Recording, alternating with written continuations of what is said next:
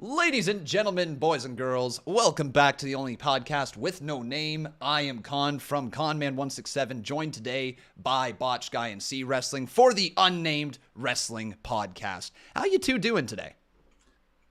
I'm doing fantastic, except that my wrist is completely messed up. What you been doing, Botchy?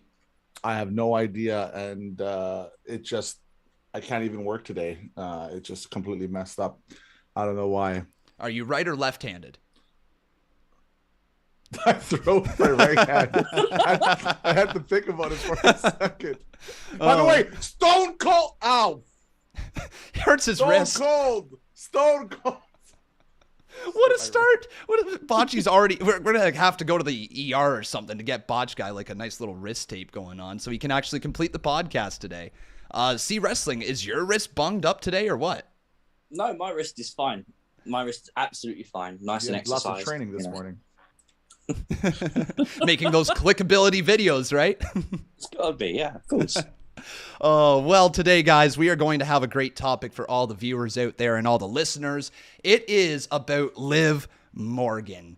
And you know what? We've got one of the biggest Liv Morgan fans in this video today. CWrestling, my dude. Okay. You've been covering Liv Morgan for a long time. So let me just ask you, set the scene for us. What was it like for you watching Liv Morgan in the main event competing for the Raw Women's Championship against Becky Lynch? Honestly, as a fan, it was just great to see her get the opportunity. And as a fan, it was great to see social media just come alive. Like, I said it on your stream, it's like a WrestleMania main event level hyped match. People were so hyped that, hey, look, they could be doing it tonight. And, you know, even if you thought she wasn't going to win, you watched it to find out if she was going to or not. And that's the fun that I think we missed that on Raw quite a lot recently. There 100%. isn't the big main events. 100%, dude. It's been so much fun to see. Like, in fact, like, throughout Monday Night Raw, we got the entire build of Liv Morgan, which made the main event even more special. Botch Guy, how are you feeling when you watch this? I enjoyed it. I thought she actually did a really good job. You could tell she was very nervous at the very beginning, before I would say the first commercial break. After the first commercial break, she was pretty smooth, pretty fluent. I actually thought she had a really good presence about her. I feel like she really does have a lot of potential that if the WWE really worked with her very hard, I think she could potentially reach that level of being one of the top females in the company. I think she's getting closer. I made a video on her actually just recently saying that I think she's there, but after rewatching the match, I think it's close. Like I would give her another, maybe let's see her one more main event. Let's see if she kind of gets that feeling back. And if it does, then God, man, who knows how high she can go. Oh, well said, Botch Guy. She's only 27 years old. So lots of potential, like you said, lots of time to grow and lots of time to become that performer. But this past Monday night, we certainly got a taste of Liv Morgan in that main event, and I think she delivered completely. It was one of the best showings recently for somebody just getting tested in the main event, I want to say. Like, the last time I think somebody was successful as Liv Morgan might have been Jey Uso, just getting thrusted into the main event out of nowhere. So kudos to Liv Morgan, and I'm excited to see what happens with her. But now I want to ask the question, because this is the big question of the stream. Do you think Liv Morgan is the next Raw Women's Champion? CWrestling, let's start with you. Yes. I think the reaction to her losing, the fact that people are very supportive of her, there's not a lot of, I knew she wasn't going to win. Do you know what I mean? There isn't a lot of people slandering her or anything like that for the loss. And that's rare in today's wrestling. And I think that reaction will push Vince to push her more. Good take. Botch Guy, same question. Yeah, I think so. I think it all depends this week. See what they're going to do following up the thing. The thing is, the WWE can be very unpredictable, especially recently. I don't really know what's going on through their head. Like, I don't know if they're thinking the same thing we're thinking. So I think she should probably be actually, I would go to say she should be the next one. It doesn't have to be a super long run, but give her that exposure. Let her feel the moment, right? And then over time, you can build, like you said, 27 years old. Like, there's no rush with her. Exactly. Right? Like, I know you don't have to give it to her now, but like, give it to her. Let her have a cup of coffee with it. right? And then eventually you can have a super long run with her when in the future, or maybe Royal Rumble she can win and do something at WrestleMania. Is another idea. Oh, that's a great transition right here. So another question that I wanted to ask a lot of the people in the chat and along with you two is the possibility of Liv Morgan winning the Royal Rumble this year. If, you know, the fans are usually the people who dictate main events WrestleMania, Liv Morgan's got to be a front runner for it, correct, CWrestling? I would assume so. I'd assume she's a name being floated around, right? Botch Guy, your thoughts on Liv Morgan with the Rumble? You just brought it up. Yeah, I think she has a possibility. It depends on who's coming back. Like if a Ronda Rousey or something comes back, like there's no way she's going to get it because WWE will just go with Ronda over it. But if there's no big return and they want to go internally, I think Liv Morgan's a pretty clear choice. Man, Ronda Rousey gives me that Batista vibe with Daniel Bryan in the Rumble. Like, if she comes back and if the fans are as hot for Liv Morgan as we feel they are right now, that could be a really bad situation for Ronda. Do you think that would be a negative reception if Ronda won it over Liv Morgan, CWrestling? No, I don't. As long as they give Liv the right story for it. Like, you don't just keep her off of WrestleMania. You don't just keep her away from that whole thing. Use her. And this is why we've always said this, that WWE need a mid-card women's championship. Because where does Liv Morgan go from here? If she's not the champion, if she's not going to be the next champ, or if she's champion for a month, what does she do next? There's the problem that WWE has. Because if you had a women's intercontinental title, she could win that. Mm-hmm. She could win that, be champion, have a 6-month title run, fine. And hopefully get more established to then have a good world title run. They don't have that for the women's division, and I think that's a shame. Well said, well said. And then Botch Guy, going off Ronda Rousey there as well, do you think it would be a negative reception for Liv Morgan? If I don't think so. Or sorry, negative reception for Ronda Rousey if Liv Morgan didn't win? No, well, if in that situation, you probably wouldn't have Liv Morgan go near the end because you wouldn't want to have that battle between fans cheering on specific individuals. I do think she needs to look strong. If they really want to push her, if they really believe in her, I think it's very important to make her look as strong as possible. And usually that is being till the very end. But if it's against Ronda Rousey, like that, you would have that mixed crowd reaction, right? Mm-hmm. I'm not sure if you want that. It really all depends on what the WWE is thinking. If they really want to go all in on her, I don't think you can half-ass her. I think you need to go all in on her, or you don't do it at all. Like you need to make a decision, and I think the decision is pretty clear, but who knows? 100%. But then I want to pass this over here to a tweet that we got earlier today from Cordell R. Winder, and he asked us to read his take on this situation when it comes to Liv Morgan. Now, he prefaced it by saying that he does understand that people like Liv Morgan, and he's not against those people who like Liv Morgan. But this is what he had to say. What is it that people actually like about Liv Morgan? I don't see the big deal with her. She's not the greatest of wrestlers. She doesn't do anything impressive, doesn't have a great moveset, and is not that powerful. So if you guys can address why she should be champion, that would be cool, because all I really see is a blue-eyed, blonde, attractive girl. If she didn't look the way she looked, she would have been cut with Ruby and Sarah. So, thoughts on that? See? I'll let you go first, Botch Guy. See? No, it's okay. See, you have the honor. I'll do it. I can do it. Right, go ahead. So the thing with Liv Morgan is the reason why a lot of fans gravitate, and it's why I gravitate towards her, is she's living her dream. The story they put on before the match is from Live Forever, the documentary on the network, and her dream has always been to be a WWE superstar. You literally hear her say that. It's not really about the wrestling or wrestler. It's about being a superstar. And for her to main event a Monday Night Raw is a dream. To her to win a championship is a dream. And in that respect, you can look at her and say, she's us. She's a fan. She's someone that's gone out and trained. And we've watched her from the Performance Center to NXT to Monday Night Raw to SmackDown to Raw, whatever. And you've watched her live her dream. And that highest accomplishment is to be the Raw Women's Champion or the SmackDown Women's Champion. So I think it's just getting behind someone's living their dream. I think she is good in the ring. I think, yeah, okay, is she the best wrestler in the world? No, but she never claims to be. That's a good point. That's a good the point. main thing.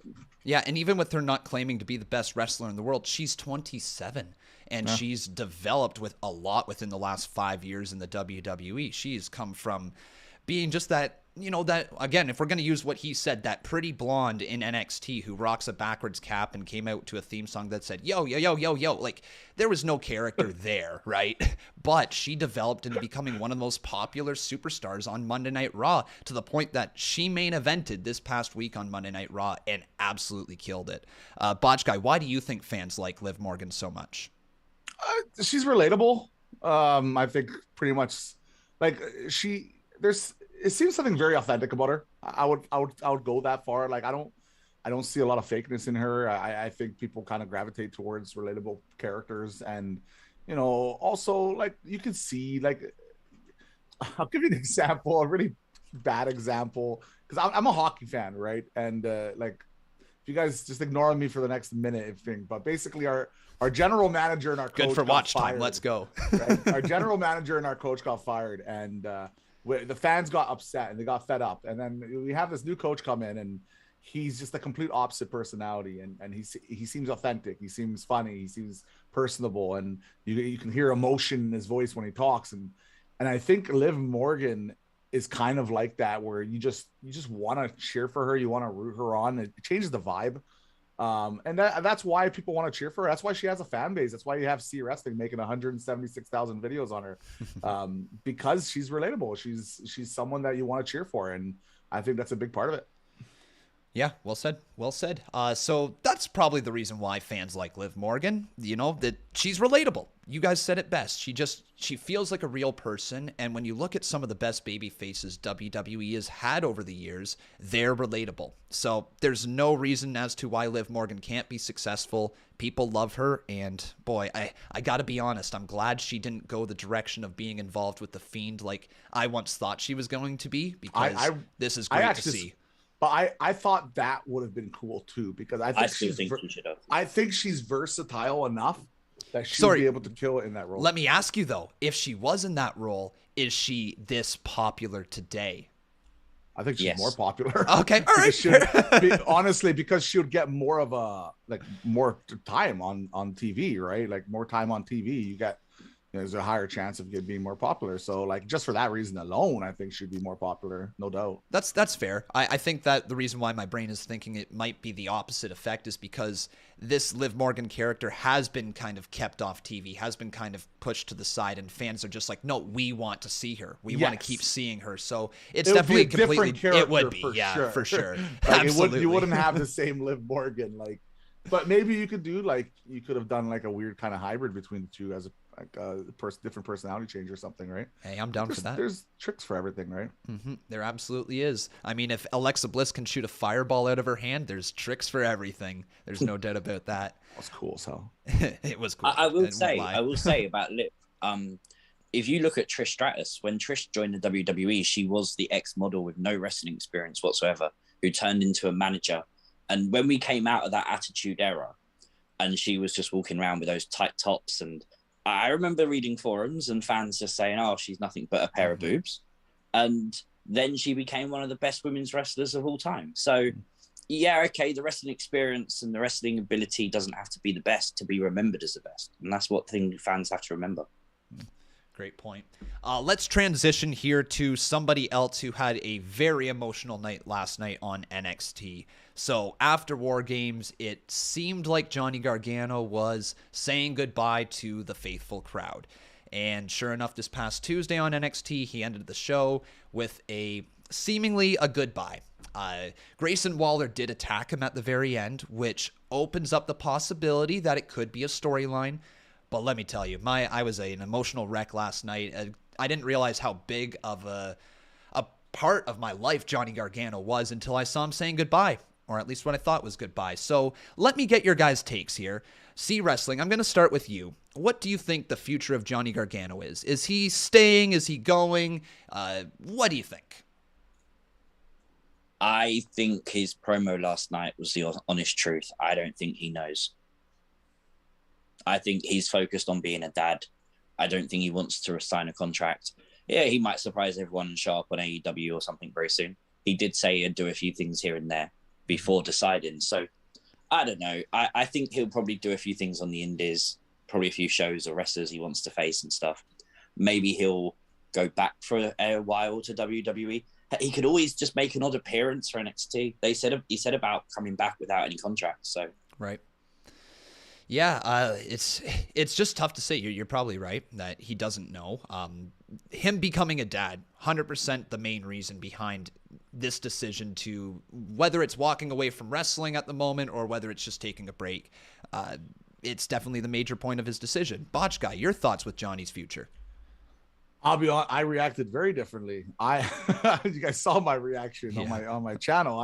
I completely took that attack as he's staying in NXT. Like that was on my mind the entire time. Not even like I 100% when I saw that attack, I'm like, he's staying in NXT. This is a storyline. This isn't he's not leaving. That's how I took it. So now after reading some of the stuff after and seeing all the pictures and stuff, okay, maybe that's not the case. They're just trying to make the NXT 2.0 guy, I forgot his name already. Grayson Waller. Grayson Waller kind of looks strong, right, in this situation. But I don't know, man. I took it completely differently, so that's kind of interesting. Well, like you might be right.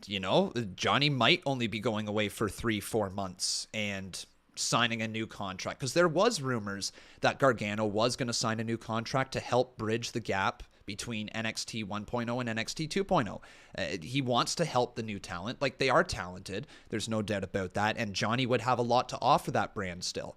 It's just the question is, has he done everything that there is to do besides help the next generation of superstars? And the answer is probably yes. He's been involved in every single match you can imagine. He's faced everybody you can imagine in NXT. So if he is done, there is nothing left on the table for him.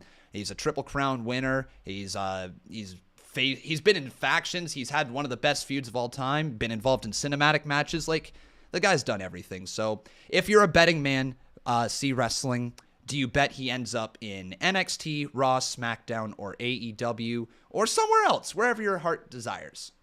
I think NXT. I think the next step would be NXT. That's what I put my money on. But I do think shortly after he'd be main roster bound. And Botch Guy, same with you. What do you think? Do you think stays in NXT? No, I would say main roster. I think he'll just show up on the main roster somewhere. Yeah, I'll go with main roster. My heart would be very satisfied if I hear Rebel Heart play again on the main roster. That would be great. My heart would be satisfied if we hear the Way theme song, because I think I might be in the minority. I think the Way theme song is better than Rebel Heart, and the Rebel Heart is good too. I think he has two good theme songs, but I love that Rock theme song. My Lord, do I ever bang out to that one randomly at my house too? It's a banger. There's no doubt about it. I've got it for the Wheel of Khan as our theme song there. So like so good. It's very, very good. It's just Rebel Heart's definitely more of that babyface tune, and yes, the other one is definitely a little more on the heelish side of things. So yes. Anyways, I'm a big fan of Gargano. I would pop hard if he shows back up here in WWE in some way, shape, or form. My gut is telling me I think he's going indies, or he's going to go like New Japan, or he's going to do AEW. I think he's done in WWE for the next year or so, and he's just going to do little bits all around the globe as he's going to become a dad. That's what I think is going to happen, but again, I really hope he shows back up in WWE. Anything else to cover with Johnny Gargano that you guys would like to mention? Hope he stays.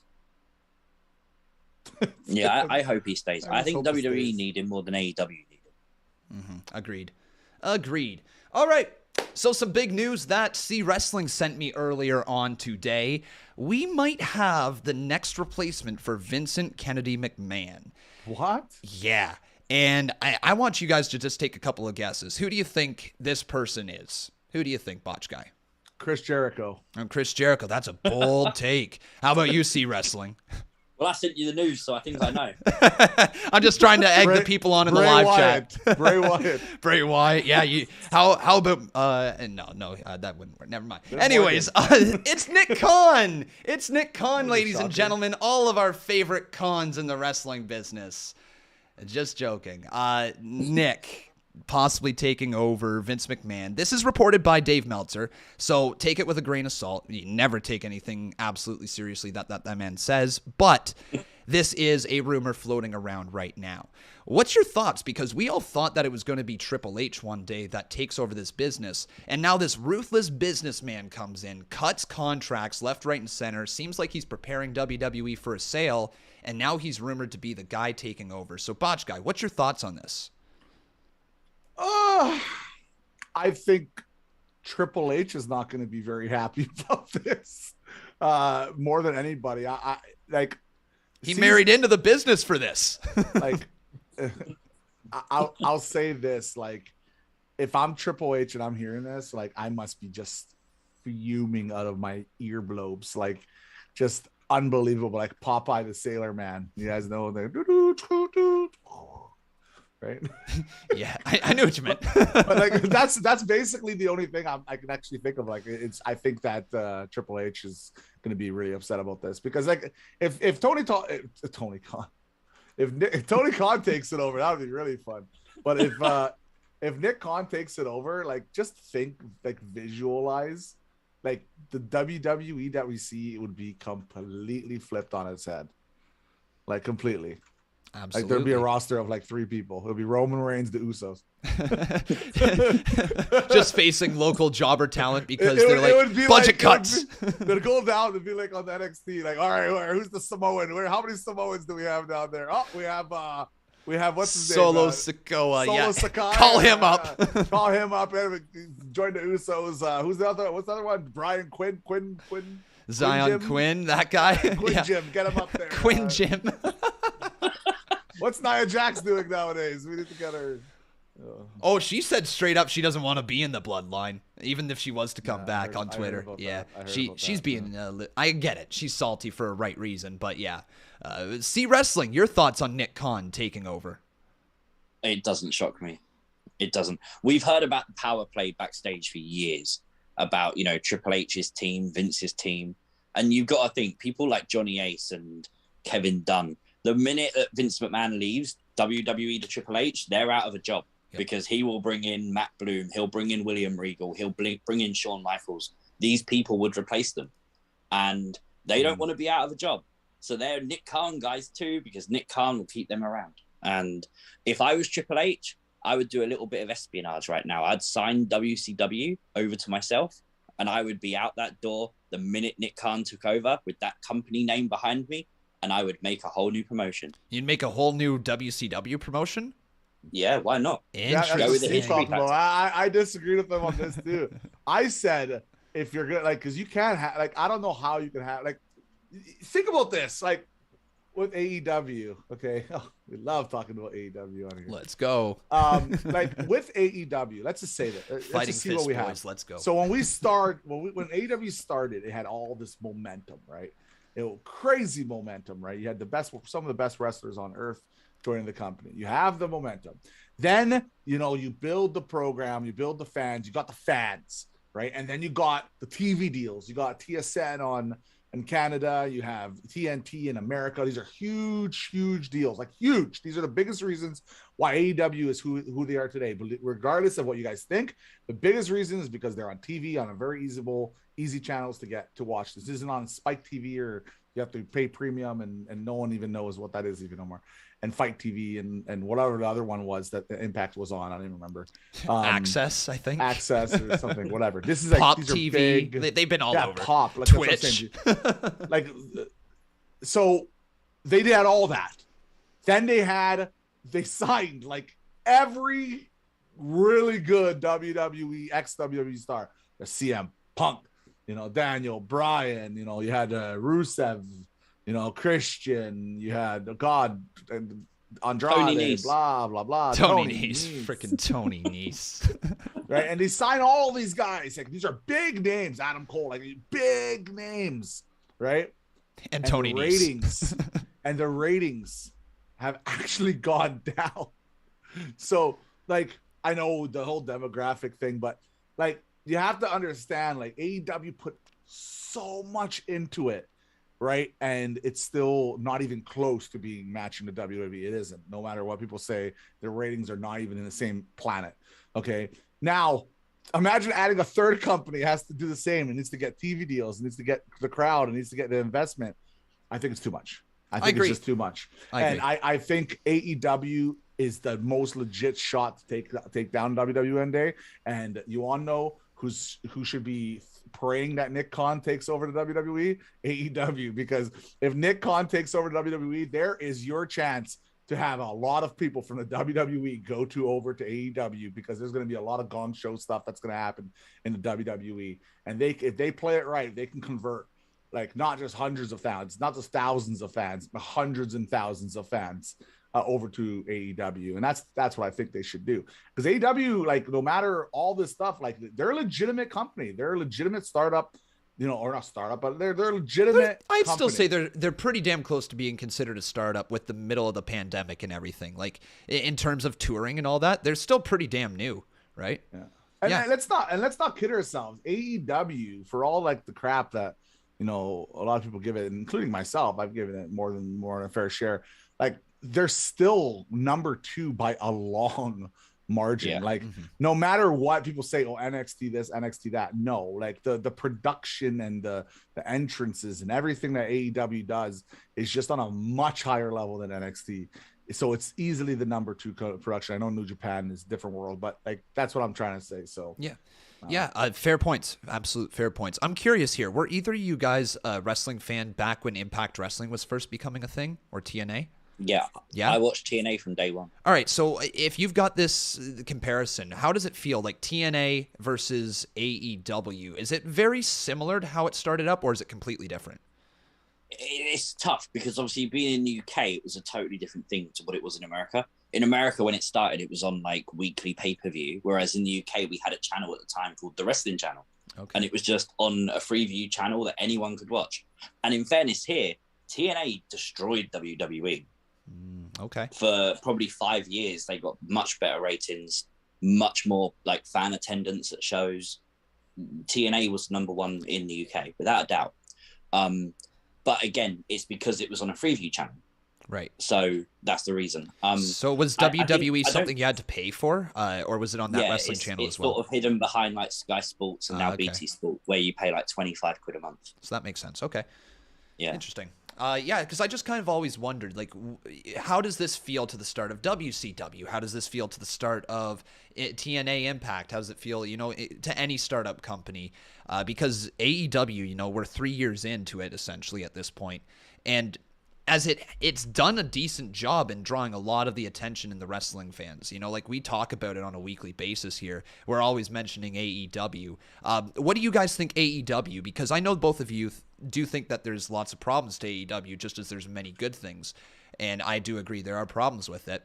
What do you think AEW has to do to be competitive with WWE? Because Botch Guy said they could steal hundreds of thousands of viewers if done right. So what do you think they really need to do? More flaming tables. I was working during that spot, and I came back. I got spammed on social media. I was wondering what the hell's going on in AEW. I'm like, oh man, is Bray Wyatt debut? Because that's always the first thing I think here when I get spammed. And then I saw that table, the flaming table spot, and I'm like, man, that was so cool. And I marked out so hard, like when I saw it. And then I'm like, was it done right? Because like he went face, like the stomach first on it. Yeah. I was thinking in my head the whole time, I'm like, was it done right? But who cares? It was so cool. So yeah, like sorry to interrupt there. Like, did you see like all the stuff that was peeling off the back of Cody through the match? Like I thought he was actually like, he got sunburned somewhere and his skin was peeling. And then we later find out it's like flame retardant or something to help him not get burnt. He still got burnt because a lot of that got rubbed off during the match. But can you imagine what his back would have looked like if they didn't put that on? Do you see, like, how people like really started to hate Cody all of a sudden? And then he does that and he just builds that respect completely back in one match. Like, that's why whenever I hear people say like, oh, guy's completely buried, like, it's all BS, because one match can change everything. The respect Cody got from that match is just completely different. And now I look at him differently. I look at him differently to go through that. So shout outs to him. He'll still get booed. No, he will. Yeah. He will. But I do respect him a lot more, and I know he cares so much about the Botch Guy's opinion on YouTube. It's his number one thing he looks forward to hearing. And I'll say this now. Your question? What was your question? I think we were just talking about Cody Rhodes, weren't we? I can't even remember. You asked me something about AEW. Oh, what do they got to do? Yeah, yeah. To compete with WWE, to legitimately compete with WWE. You know, for the first time in a long time, I don't know. We left him speechless, boys. I don't know. I thought bringing in CM Punk, Daniel Bryan, those two names were big enough to make a big difference for AEW. I truly believe that. I remember talking to see about this. I remember talking to you about this. I remember saying, man, like if they can get not just one of them, but if they can get both of them, they're real needle movers because you get both, right? And the needle was not moved. Or else CWrestling would say the needle was moved in the opposite direction. I'm really curious how 2022 is going to go for AEW.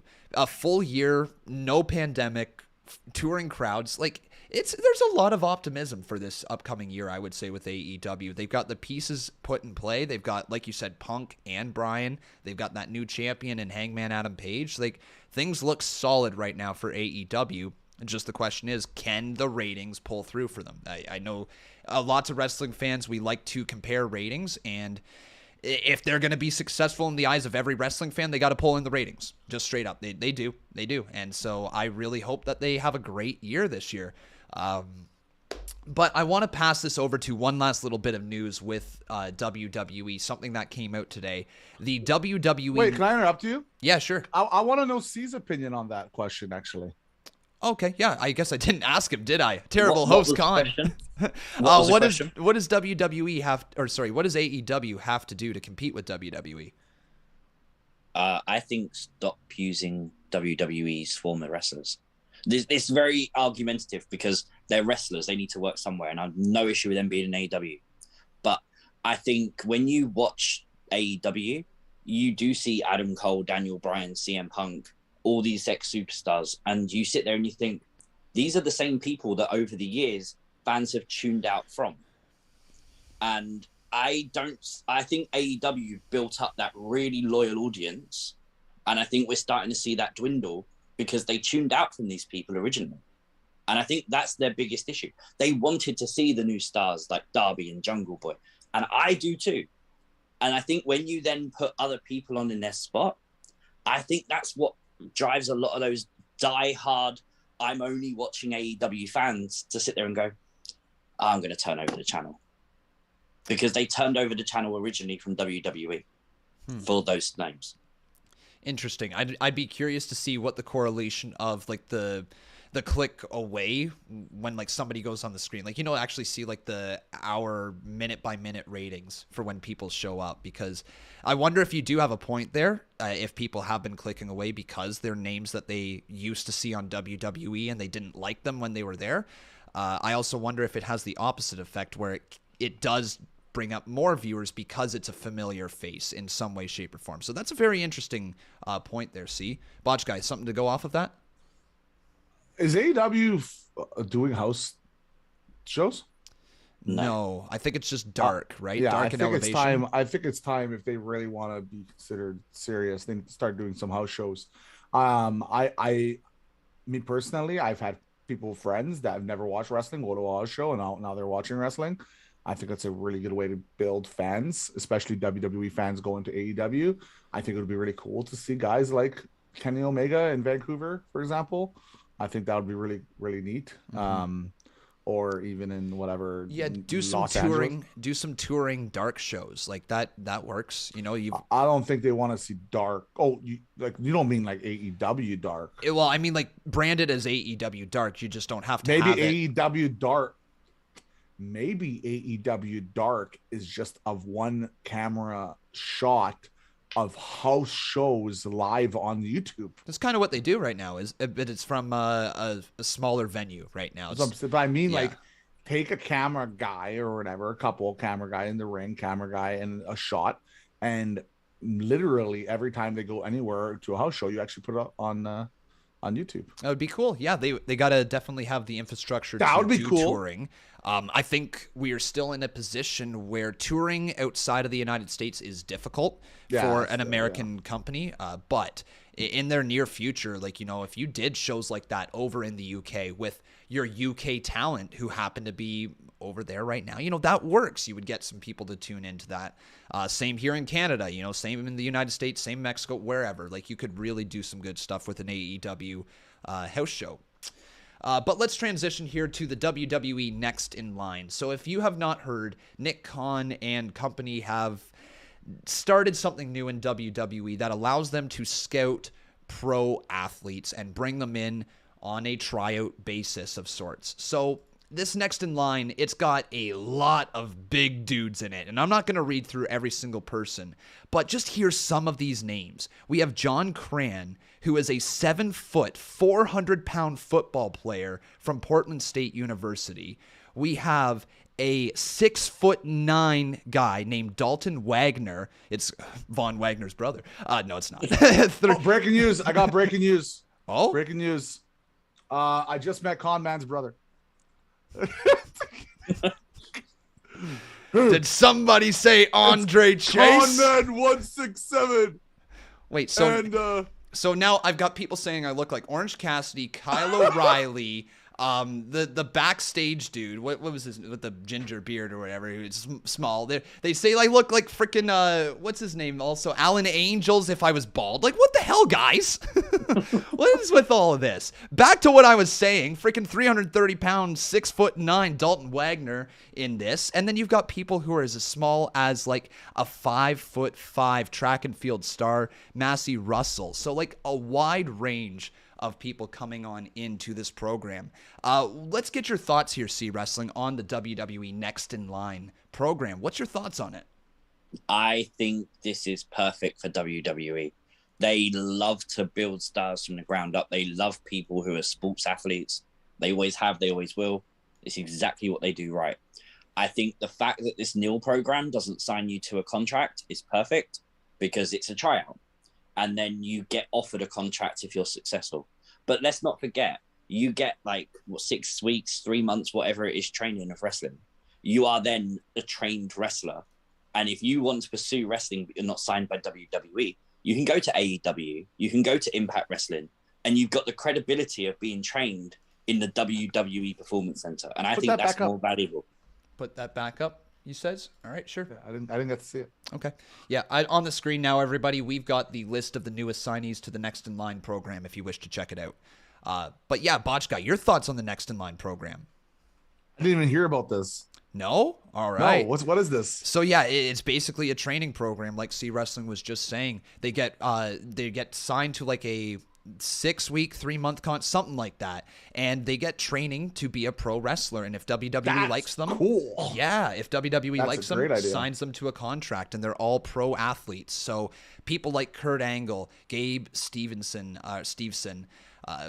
the list goes on and on of Goldberg, ex-football players, Brock Lesnar. This is a really great way to find the next superstars of the future. So everyone in the live chat, give us a thumbs up or a thumbs down if you like or don't like this program, the Next in Line. You just know he's going to be called Gabe Stevenson within a month because everybody calls him already Gabe Stevenson. Yeah. Because when I saw Stevenson, I'm like, oh, I didn't expect that at all. It's like it's kind of weird. It's the thing. By the way, just random comment of the day. Where is she? Where did she go? Oh, she's gone. Okay, never mind. Random comment of the day. Yep. I was just gonna say there's one girl there. It looked really, really cool. What did you guys think about the angry Liv girl? Massey Russell. I thought that was great. And you know what? WWE always find the right moment to capture those as well. Yeah, it was hilarious. As soon as I saw it, I'm like, freaking angry Miz girl got one-upped right there. Did you see on social media people saying, you do realize the angry Miz girl is nearly 20 years old? Wow. Holy Like, cow. it makes you feel really old, doesn't it? It does. Holy shit. Angry Liv girl. I thought the Angry Liv girl was gonna go way more viral just because of the Angry Miz girls. When I saw her, she did go viral, but I expected her to like blow up everywhere. And I'm kind of happy it didn't because like it's a kid, right? But like, man, the memes came out so fast, so hard, like it was unbelievable. And her face was like so good. I miss so WWE reaction gifs, like of fans being so invested in matches that they produce that type of emotion, and that's what we got on Monday, right? And we've been gushing over it all night. It was really an excellent match in the main event. We are going to transition to some mailbag questions. We don't have too many, but we have a few. We need an intro. Mailbag. Mailbag. There we go. All of us on 3. Do mailbag on 3. Ready? 1, 2, 3. 3. Mailbag. It's just me. All right. I've got neighbors. I knew C wasn't gonna do it, so I was not gonna do it. You guys are dicks. You're the guys who say like, let's jump in the pool on 3, and then I jump. And I'm the one who pushes you in the pool. That's true. We start counting down, and you just shove me right from behind, forearm to the back of the head. That mailbag. Mailbag. All right. So a question here from Razor Dragon. If you guys can remember, what is your favorite Johnny Gargano takeover match? Favorite Johnny Gargano takeover match? Do you have one, CWrestling? Anything with Ciampa. And I can't even remember if they was on takeovers or not, but anything with Ciampa is my favorite Gargano match. They just have the greatest chemistry. Unbelievably good.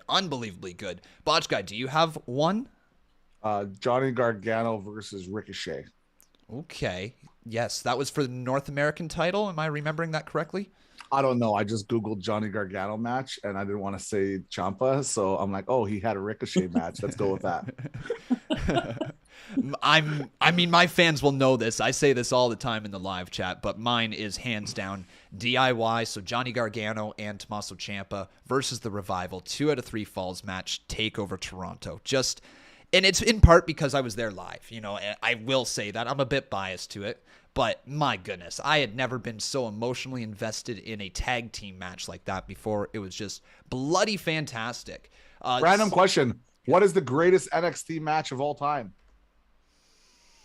I'll answer it. Shinsuke Nakamura versus Sami Zayn.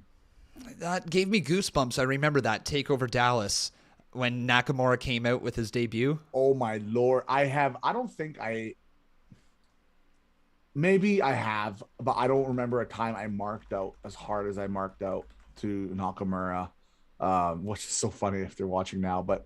But with the hype of him coming in and not knowing much about him and seeing him for the first time, the charisma and seeing that match and how he wrestled, it was so different. And I was like, the strobe lights, right? When those strobe lights hit, I remember I was sitting in this is before I did WWE YouTube. I was sitting in my home watching on the big screen, and I never watched wrestling on the big screen. It was always just like on like a little side screen on my computer or something, but threw it on for the big event and just seeing the hype to Nakamura's debut, it was magic. It truly was. You asked though, what do you think the greatest takeover match of all time is? I think it's still Bayley versus Sasha Banks. I think that is the greatest takeover match they have ever produced. CWrestling. I agree. Do you agree? I completely agree. Yeah, Bayley, Sasha. Yeah. It was bloody fantastic, and I've said Sami that twice. Versus Cesaro was good too. Yeah. Oh man, like we can go on and on. I mean, Sami versus Neville. I think the one CWrestling was thinking of was the unsanctioned match between Gargano and Ciampa. Like that one was incredible. Any of the War Games matches, right? Literally any of them. So people in the chat, let us know, what do you think your greatest takeover match of all time is? I think we'd like to know. You know what was underrated or super underrated, and I would probably say it was the greatest tag team match they've ever had, was Authors of Pain versus DIY. Oh my Lord. Oh yeah, remember that breakup? Remember that crazy breakup when everybody thought he was gonna win, and right. he nailed the guy into the other guy, and then they had that double submission and they're grabbing. This is before people started doing this before. Like, was that a ladder match? I can't remember. remember what it was, man. I remember I thought after that match, I'm like, oh my God, Authors of Pain are going to be like the biggest monster tag team like in WWE history. When I saw that, I was so hyped for Authors of Pain, and then they showed up with Karrion Kross treatment without their manager, and it's just like that was that. Like, oh, that was the end of that. Oh man, we can't forget any of the Walter matches on the takeovers. Pete Dunne versus Walter. Oh Ciampa my Lord, I take it all back. Walter versus Dragunov on NXT UK, NXT UK. Was that Takeover Cardiff? Is that the what first that one? one? The first match was even better than the second match. Yeah, agreed. That was my first ever match I've watched at NXT UK, and it was like one of the greatest things I've ever seen in my life. If you guys thought the second match was good and everybody thought that was the best match, dude, watch that first match. Watch the first 10 minutes of that first match. They kill each other. I'm just scrolling through here some of the greatest matches of all time, and I actually forgot about this one. This is right towards the start of when NXT was on the network. NXT Fatal 4-Way. Neville versus Zayn versus Breeze versus Tyson Kidd. That one was a banger way back in the day. I remember saying when they did that, I was talking to a friend about it, and I remember saying Tyson Kidd looked $1 million. That's the match that he got him called up. Yeah, after that, he got called up and put into the tag team with Cesaro, if I'm not mistaken. It was just magic. Still scrolling through here. No love for Adrian Neville versus Bo Dallas?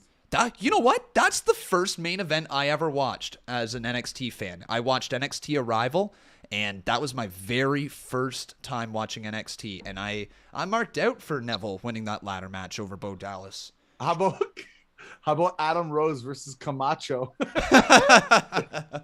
Oh, good old Adam Rose. Of course, you can't forget Finn Balor and Kyle O'Reilly. That one wasn't that long ago, which was really, really flipping good. And any stuff with the Undisputed Era as well. So just amazing work from NXT.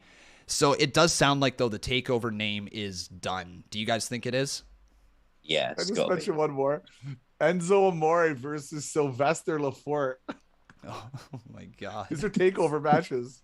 Wow. What about Vaudevillains versus Lucha Dragons? Let's do that one. Vaudevillains had a banging entrance. Whirly Dervish. Vaudevillains, yeah. So unique back in the day, weren't they? Simon Gotch. How many times did you see that Simon Gotch video pop up in your YouTube recommendations? You know the one I'm talking about? It's loved by the algorithm for sure. All right, so back to some more mailbag because we really focused in on that one single question. No, it's all good. It made for a good discussion. So Randy here says... Hey, Randy. Hey, Randy. Day one won't be the last time we see Roman versus Brock. They're still being planned for WrestleMania, I think. Should Brock be the one to take the Universal title off of Roman? So that's kind of a two-parter. Do you think this will happen at Mania as well, or... is it just kind of done at day one? And then do you think Brock takes the title off Roman? See? I've got no idea. No idea? Honestly, I wouldn't be shocked. I wouldn't be shocked if it's not their last match. And the thing that no one's talking about still at the moment is Paul Heyman. Like, we've all sort of forgot, is Paul Heyman with Brock? You know, there's anything could happen at like day one. He could side with Brock Lesnar. Interesting. Yeah, Botch Guy was pointing out not that long ago in his video how Paul Heyman threw that title in the middle of them, right? That's not done yet. So what do you think there, Botch Guy? Is this the, at day one, is it the end of the feud for Roman and Brock? Or do you think it goes to Mania? Or what do you think? And is Brock the guy to take the title off Roman? Brock is not the guy. The guy is The Rock. Well,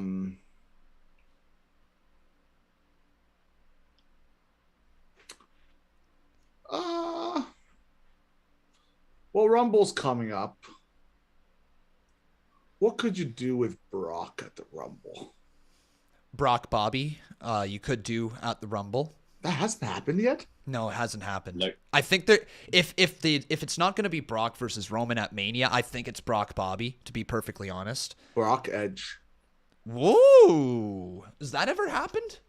That would be cool. Brock versus Edge. I don't know if it's ever happened. Has I'm it? down for that. Oh, yeah, it has. Brock Lesnar and Paul Heyman versus Edge. Brock Lesnar Brock versus Edge. Edge. Yeah. So, yeah, it looks like they faced a few times, but not many. Not since like 2002. It looks like it was Rebellion the last time they faced off against each other. So that would be good. Yeah, let's go with that. I'm down to see that. I want to see Brock Edge at Royal Rumble. Do you think you make that a something on the line, some sort of stipulation, or just a straight up match? Yeah, both guys lose their retirement benefits. Winner gets to keep their benefits. I don't know. That's so vicious. I don't know.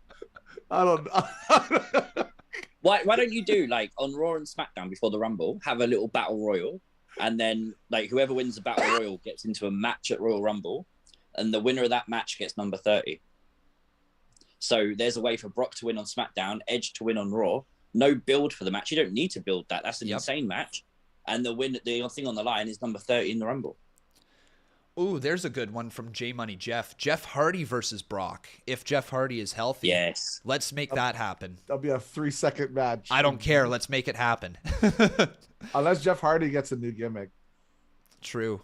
The Willow. The Willow versus Brock. Brock would look at the Willow, suplex him over the stadium. Yeah. Just can you imagine that's Willow's debut match and just gets his ass handed to him by Brock Lesnar? Hey, I don't want to change the conversation, but I just watched marathon the entire Harry Potter movies, all 8 of them. I watched them all in 4 days. Awesome. What's the context here? There's no context. I saw and share. They're pretty good movies. They're fantastic movies. I suggest watching them. I love them. I paid like $40 to watch all the movies like 2 months ago because I'm too lazy to find it online. Good old Amazon Draco Prime. is such a bitch, though. Just saying. You're right, but like, where did this come from? Lucha. All right, we got another question here. This is from Whisper Gaming. He says, with Miz returning and also Maurice, will the Miz be having a match with Edge versus Beth? What do you think? What? I hope so. Edge Beth? I thought this is what they're doing this pay-per-view. So Beth Phoenix, I'm not sure she's been confirmed that she is going to be involved with Edge right now. So it's the question: does this? She's lead not to on a NXT mix? anymore. Yep, that's very true. Yeah, so it's either she's done commentating and just wants to go home, or this is for a reason because she's got an upcoming match. Or you have that match happen. Maurice gets involved, hits Edge with something. Miz gets the pin. They laugh. Beth comes out, attacks Maurice, sets up next pay-per-view. At the Beth. Rumble. Yeah. At the Rumble. Beth and Edge versus Maurice and Miz. That's the one. And then they build respect for each other. And then the Miz and Edge become a tag team and they call themselves Medge. Medge. What about Iz? Iz works too. Oh my God. I want to see it now. Let's it sounds like the whole storyline with Shane McMahon joining the Miz. Frank, do you remember that also? Shane McMahon not putting the Miz over? What was that garbage back in the day? He's the best in the world. Why should he? He's not the best in the world. He's the best in the world. In the world. I'm not going to do it for podcast purposes. Well, I appreciate that. We do have one last thing that I was asked here, and I'm just scrolling through trying to find it. So while I'm looking for this last comment, I want you guys to give the community what you got coming up next on your channel. So just while I'm looking, what do you got coming up here, CWrestling? I have a video ready to drop at any moment, probably in about 10 minutes after we finish this podcast. What's it about? Alexa Bliss. Ooh, you guys are going to want to see that one, aren't you? It must be big. The fun one. Mm-hmm. So much clickability. So much clickability. And Botch Guy, what do you have coming up over on your channel? Subscribe to me. It's been a tough month. Subscribe to the Botch Guy. I need new friends. No, it's nothing. I just do random videos now. I don't really have anything big planned, to be completely honest. A lot of my collaborations are delayed temporarily just for the next few months. So, yeah, I don't really have too many big plans. Just watch my videos that I make on every Monday, every Friday. Also, I have started a new series. Don't know if it's going to be a permanent one. I'm going to do it as long as people want me to do it. And it's called Story Time with the Botch Guy. I did one with Liv Morgan. I did one with Edge, and I'm going to continue probably doing it. So, yeah, just go hang out on my channel, go watch my videos. And if you guys really want to support me and see and thing, leave a sub, man. It helps a lot. But especially me, because it's been a tough month. I'm just kidding, by the way, but only. Just so people aren't disappointed, I want to clarify: Story Time with the Botch Guy is not him sat down reading a book. Just to clarify. Story what he says. See, we're great. We're off to a great start. Story Time is basically I take a topic and I talk about it for like 5 minutes. I basically do what CWrestling does, but just better and with without pictures. Show my face. I'm just kidding. Oh, we got some drama brewing. I think there's many people out there that would rather see Liv Morgan, Bray Wyatt, Alexa Bliss than someone else in this. You know, I won't say it. I won't be that cruel.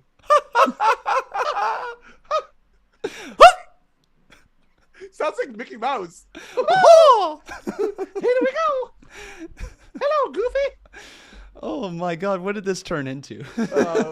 We're waiting for you to find your comment. I know I can't find it. I lost complete control of this. Wrestling, we were talking to me and Con. We're like how my laugh is awful too because it's like I suffocate when I laugh. I go like I suffocate. Oh, here it is. I found what I wanted to say. There we go. There we go. I know I really dragged that one out. Hey, we have a donation. Well, one sec. What I want to say here, guys, awesome news. Hacksaw Jim Duggan is cancer-free. He posted a video earlier today. So if anybody is wondering on the health and well-being of Hacksaw Jim Duggan, it is a Merry Christmas for him. It is his second time beating cancer. So round of applause. Congratulations, Jim. We love you, buddy. The first ever Royal Rumble winner, if I'm not mistaken, correct? Yeah, so congratulations on beating that there, and hopefully you are going to have a very good new year. So yeah, you're right, we got some donations here. It's Jason Barker. He says, I think we have Roman versus The Rock at Mania 39 after the Anoa'i gets cracked in, what the heck? Gets cracked in the family after Roman drops the title to Gable Stevenson at Survivor Series 2022. Do you understand that? I think I do. I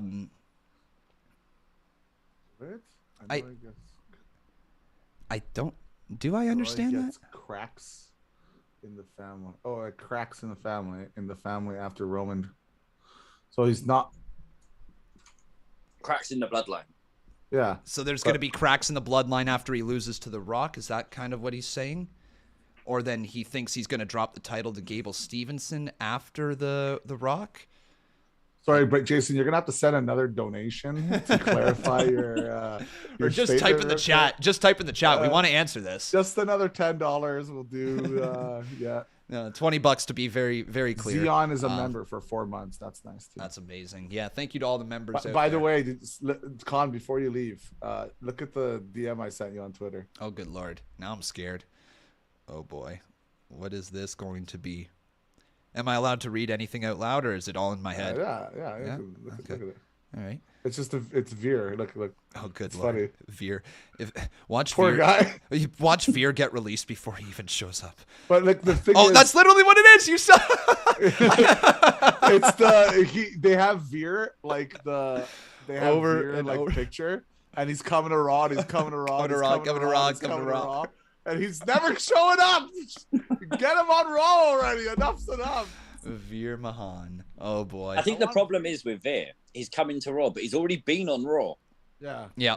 That's 100% it. Yeah, it's like he just was there for a couple of weeks for his stuff with Jinder, and it's like, you guys forget about him, right? He's coming again. You know, he's gonna be here again. You just forget about him. Oh, I got another announcement. Ooh. I might live stream today. Well, it's better than the Harry Potter announcement. Because of my wrist is messed up, and I'm like, well, I'm gonna be home anyway. Might as well stream. Yeah, nothing else for you to be able to do, right? Right. And I haven't talked to my family, aka my community, in a little while. So it's time for me to stop being such a pussy. Well, there you go. Stop being that, and you will get those viewers back. But guys, that is going to bring us to the end of the show here today. Lots of content for you to check out on both of their channels. So reminder, once again, CWrestling has that video going up very shortly. Botch Guy seemingly has some content for you guys later today, and we're going to be live with AEW tonight covering all of the Dynamite action. It's going to be fun. Reminder also, everybody, the CMU is tomorrow, so if you're wondering which week it is this week, and it's going to be a great show. So make sure you tune into that. It is tomorrow at 3:30 p.m. Eastern Standard Time. But thank you so much, Botch Guy. Thank you so much, CWrestling, for joining me. Love chatting wrestling with you each and every single week. And I know the Con Man community loves to listen to us talk about this as well. So thank you, everybody. Make sure you drop that like. Make sure you subscribe to all that great stuff. And we'll see you next week for the UnNamed Wrestling Podcast.